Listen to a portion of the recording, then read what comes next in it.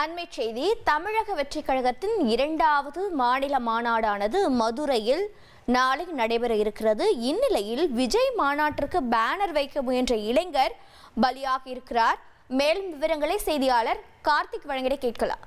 கார்த்திக் வணக்கம். இந்த இளைஞரின் விவரம் என்ன? இவர் எந்த பகுதியில் பேனர் வைக்க முயன்றார்? விபத்திற்கான காரணம் என்ன?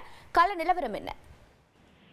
வணக்கம். அதாவது ஸ்ரீவில்லிபுத்தூர் அருகே இனாம் கரசகுளத்துல விஜய் மாநாட்டுக்கு வரவேற்பு பிளக்ஸ் பேனர் வைப்பதற்காக கம்பி எடுத்து வந்த போது மின்சாரம் தாக்கி கல்லூரி மாணவன் காளீஸ்வரன் என்பவர் உயிர்ந்த சம்பவம் அப்பகுதியில் பெரும் சோகத்தை ஏற்படுத்தி வருகிறது.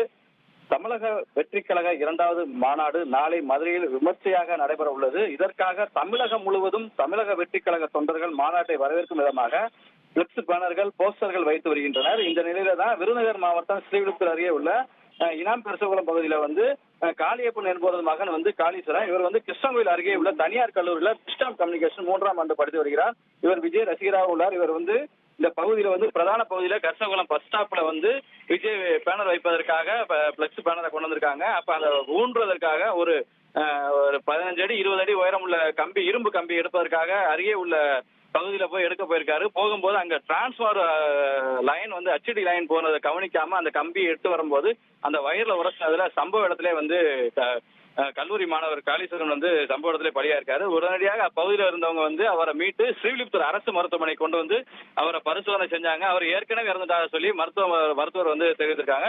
இதனை அடுத்து அவரது உடல் உறவுக்குறியாக வைக்கப்பட்டுள்ளது. இந்த சம்பவம் குறித்து வன்னியம்பட்டி போலீசார் விசாரணை நடத்தி வராங்க. விஜய் மாநாடு நாளை நடைபெற உள்ள நிலையில பிளக்ஸ் போட வைக்கும் போது இந்த சம்பவம் நடந்ததுனால பகுதியில ரசிகரும் அந்த பகுதியில் உள்ள மக்களும் பெரும் சோகத்தை ஏற்பட்டு.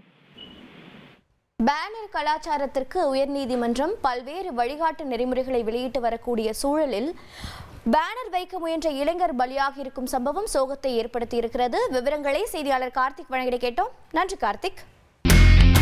இனி செல்லும் இடமெல்லாம் செய்தி. தந்தி டிவியின் வாட்ஸ்அப் சேனலை ஃபாலோ பண்ணினா செல்லருக்கும் இடமெல்லாம் செய்தி. இதோ QR கோட் இப்பவே ஸ்கேன் பண்ணுங்க, ஃபாலோ பண்ணுங்க.